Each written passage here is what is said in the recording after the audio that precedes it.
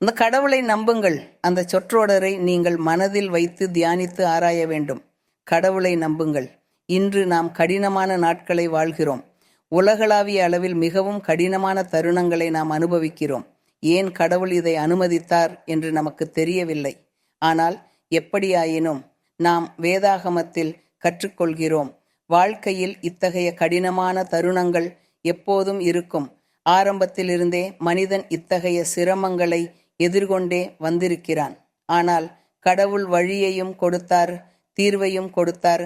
மனிதன் தனது வாழ்க்கையின் கடினமான தருணங்களை எப்படி தப்பிக்கலாம் என்று கற்றுக் கொடுத்தார். அதாவது கடவுளை நம்பி அவரை நம்பிக்கையுடன் இருந்து அவருக்கு கீழ்ப்படிந்து அவருடைய சித்தத்திற்கு ஒப்புக்கொண்டு வாழ்ந்தால் அந்த மனிதனுக்கு அமைதியும் மகிழ்ச்சியான தருணங்களும் கிடைக்கும். அவ்வாறு வாழ்ந்தால் வாழ்க்கை எளிதாகிவிடும். இதுவே ஆயிரக்கணக்கான ஆண்டுகளாக, பல நூற்றாண்டுகளாக, பல தலைமுறைகள் கடந்து புதிய தலைமுறைகள் வந்தும் நடந்து கொண்டே இருக்கிறது. மக்கள் மாறுகிறார்கள். பழக்க வழக்கங்கள், வாழ்க்கை முறைகள், செய்வது அனைத்தும் மாறுகிறது. ஆனால் கடவுள் மாறுவதில்லை. நமக்கு கடவுள் இருக்கிறார், அவர் மாறுவதில்லை. மனிதர்களை அவர் கவனித்து பார்த்து கொண்டே இருக்கிறார். ஆனால் நம்முடைய கடவுள் ஒருபோதும் மாறுவதில்லை. அவர் எப்போதும் தம்மை நம்பி வாழும் ஆண்கள் பெண்கள் மீது கவனித்து கொண்டே இருக்கிறார். அவர்களை தொடர்ந்து பார்த்து கொண்டிருக்கிறார். இன்று உலகளவில் கடினமான தருணங்களை நாம் அனுபவிக்கிறோம் என்று சொன்னது போல வீடுகளிலும் நிறைய பிரச்சனைகள் உள்ளன. மக்களிடையே நிறைய பிரச்சனைகள் உள்ளன. ஆண்களிலும் பெண்களிலும் மூத்தவர்களிலும் குழந்தைகளிலும், எந்த நாடானாலும், எந்த கலாச்சாரமாக இருந்தாலும், எந்த இனமாக இருந்தாலும், ஏற்கனவே இந்த வார்த்தையை அறிந்தவர்கள், இந்த வழியை அறிந்தவர்கள், இந்த அதிசயமான கிரியையை பின்பற்ற ஆரம்பித்தவர்கள், இது கடவுள் கடந்த 50 ஆண்டுகளுக்கும் மேலாக உருவாக்கி வந்திருக்கிறார். கடவுள் அதற்கு முன்பு என்ன செய்தார் என்று நான் பேச முடியாது, ஏனெனில் நான் சாட்சியமாக இல்லை. ஆனால் நான் என் அனுபவத்தில் ஆண்டவருடன் வாழ்ந்தவற்றை மட்டுமே பேசுகிறேன். நான் ஆண்டவருடன் அனுபவித்த அந்த வெளிப்பாடுகளை பற்றி பேசுகிறேன். கடவுள் தன்னை வெளிப்படுத்திய அனைத்து விதங்களையும் பற்றி பேசுகிறேன். நான் பார்த்திருக்கிறேன் எப்படித்தான் கடவுள் நமக்குத்தான் வழியை கொடுத்தார், எப்படித்தான் அவர் நமக்கு கற்றுக் கொடுத்தார், எப்படித்தான் அவர் நமக்கு பாடம் கற்றுக் கொடுத்தார். அவர் நமக்கு சொல்கிறார், இந்த வழியிலே போங்கள், இந்த வழியிலே நடப்பீர், அப்பொழுது நீங்கள் வாழ்க்கையில் வெற்றி பெறுவீர்கள், வாழ்க்கையில் நிறைய நல்லவற்றை அடைவீர்கள், துன்பங்களும் கசப்பும் துக்கமும் இல்லாமல் இருப்பீர்கள். அந்த வெறுமையும் அந்த வறுமையும் அந்த பசியும் அந்த தேவைகளும் இருக்கக்கூடாது. ஏனெனில் உலகத்தின் பல இடங்களில், பல நாடுகளில் ஆண்டவரின் வார்த்தை சென்றுவிட்டது.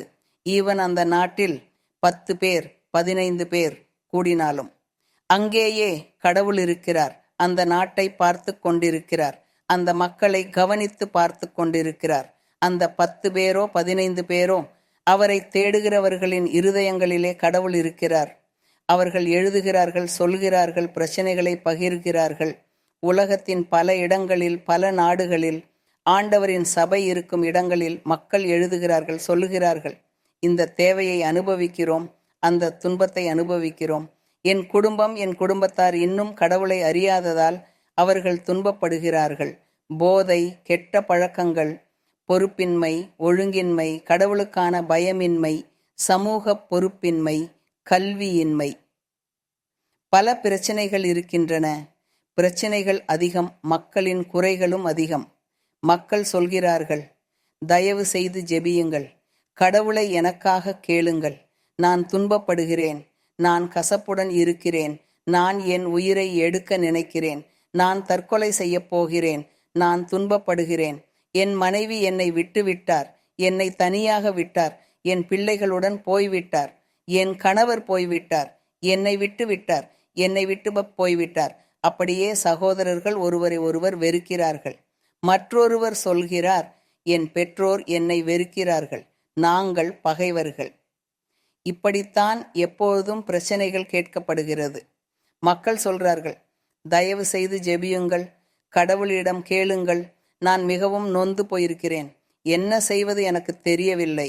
எந்த வழியை எடுக்க வேண்டும் எனக்கு தெரியவில்லை.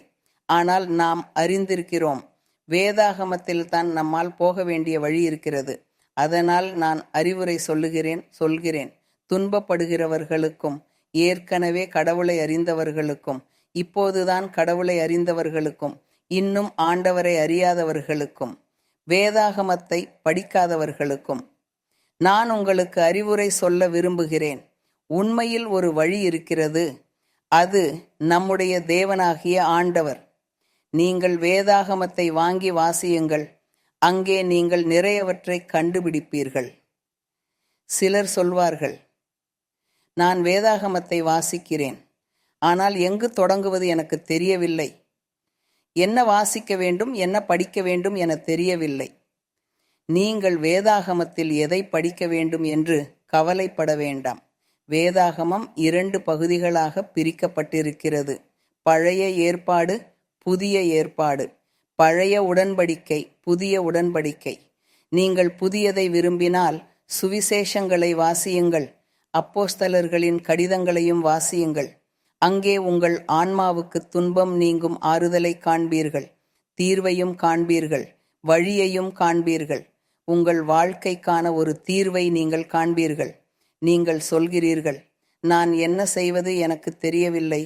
என்ன படி எடுக்க வேண்டும் என தெரியவில்லை. எந்த வழியில் போக வேண்டும் என தெரியவில்லை. நான் நொந்து போயிருக்கிறேன். பைத்தியம் பிடிக்கப் போகிறேன். நீங்கள் கடவுளை நம்ப வேண்டும். அவரிடம் கேட்க வேண்டும். நீங்கள் இன்னும் அனுபவிக்கவில்லை, நீங்கள் இன்னும் ஜெபிக்க கற்றுக்கொள்ளவில்லை என்றால் சங்கீதங்களை வாசியுங்கள். அங்கே நீங்கள் ஜெபிக்க கற்றுக்கொள்வீர்கள். நீங்கள் எந்த விதமாக இருந்தாலும் மண்டியிட்டு அமருங்கள் அல்லது குனியுங்கள். உங்கள் கைகளை வானத்தை நோக்கி உயர்த்துங்கள். உங்கள் கண்களை மூடுங்கள்.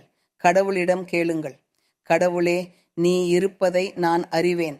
வேதாகமம் என்பது உன்னை பற்றி பேசப்படும் புஸ்தகம் என்பதை அறிவேன். நீ மனிதகுலத்துக்காக ஒரு சுவடுகளை விட்டுச் சென்றாய். அவரிடம் கூப்பிடுங்கள். எனக்கு இரக்கம் கொடு, எனக்கு உதவி செய். நான் பைத்தியம் பிடிக்கப் போகிறேன். நான் தற்கொலை செய்யப் போகிறேன். நான் போய்விடப் போகிறேன். எல்லாவற்றையும் கைவிடப் போகிறேன். எல்லாவற்றையும் விட்டு ஓடப் போகிறேன். நான் இனி முடியவில்லை. கெட்ட பழக்கங்கள், துரோகம், என் குடும்பம், என் பிள்ளைகள், என் சகோதரர்கள் என்று சொல்லுங்கள். அப்பொழுது கடவுளிடம் கூப்பிடுங்கள். கடவுள் அங்கே உங்களை கேட்டு கொண்டிருப்பார். அதனால் நீங்கள் நொந்து போக வேண்டாம், விரக்தி அடைய வேண்டாம். எனக்கு கடிதங்கள் வந்து கொண்டே இருக்கின்றன. மக்கள் எழுதுகிறார்கள், இதற்காக ஜெபியுங்கள், அதற்காக ஜெபியுங்கள், தயவு செய்து இதற்காக ஜெபியுங்கள். இல்லை, நீங்கள் தான் ஜெபியுங்கள், நீங்கள் தான் கடவுளிடம் கூப்பிடுங்கள். கடவுள் இங்கே மரியா லூயிசாவின் பக்கத்தில் மட்டும் இருந்து கேட்கிறார் என்று நினைக்க வேண்டாம். இல்லை, கடவுள் உங்களுக்கே அருகில் இருக்கிறார். நீங்கள் எந்த நாட்டில் இருந்தாலும், சீனாவிலோ, ஜப்பானிலோ, ஆசியாவிலோ, ஆப்பிரிக்காவிலோ, பட்டகோனியாவிலோ, மிகவும் தொலைந்த இடமோ எங்கிருந்தாலும் அங்கே கடவுளிடம் கூப்பிடுங்கள். கடவுள் அங்கே உங்களை கேட்டு கொண்டிருப்பார், உங்களை பார்த்து கொண்டிருப்பார். சந்தேகப்படாதீர்கள், சந்தேகப்படாதீர்கள். உங்களின் வார்த்தைகள் உங்கள் இதயத்திலிருந்து வர வேண்டும்.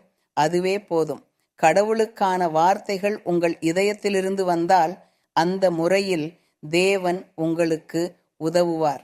எனவே எனது அன்பான சகோதரர்களே, சகோதரிகளே, என்னை கேட்கிற அனைவரும், நாம் கடினமான நாட்களில் வாழ்கிறோம். ஆம், குடும்பங்களிலும் வீடுகளிலும் நிறைய பிரச்சனைகள் இருக்கின்றன. நிறைய பற்றாக்குறை, தேவைகள், வேலை இல்லை, பணம் இல்லை, இவையெல்லாம் இல்லை. ஆனால் தீர்வு நம்முடைய தேவன். அவர் கதவிலேயே இருக்கிறார். கர்த்தரான இயேசு கிறிஸ்து வாக்குத்தத்தம் கொடுத்தார். அவர் சொன்னார், கதவை தட்டுகிறவருக்கு அது திறக்கப்படும். அவர் சொன்னார், நான் கதவில் இருக்கிறேன். கதவை தட்டுகிறவர் வந்தால் நான் திறந்து உள்ளே செல்லுவேன். ஏனெனில் நான் தயார். இதை சொன்னவர் கர்த்தர். எங்கள் கர்த்தரான இயேசு கிறிஸ்துவின் வாக்குறுதி இது. நாம் சந்தேகப்படக்கூடாது. ஆகையால் நீங்கள் எங்கு இருந்தாலும் கடவுளை நோக்கி கூப்பிடுங்கள். நிச்சயம் உங்கள் பிரச்சனைகளை எனக்கு சொல்வது, எனக்கு தொகுத்துவது, என்னையும் அதில் பங்காளியாக்குவது எனக்கு நன்றி. நான் சொல்லுவேன், கர்த்தாவே, இந்த நபருக்கு இரக்கம் கொடு. ஆனால் நீங்கள்தான் தேவனின் இதயத்தை வெல்ல வேண்டும். நீங்கள்தான் அந்த கிருபையையும் அந்த கருணையையும் ஆண்டவரிடமிருந்து பெற வேண்டும். சரி, கவலைப்படாதீர்கள், நீங்கள் தனியாக இல்லை. தேவன் நம்மோடு இருக்கிறார். ஆண்டவரின் நாமம் ஆசீர்வதிக்கப்பட்டதாக இருக்கட்டும்.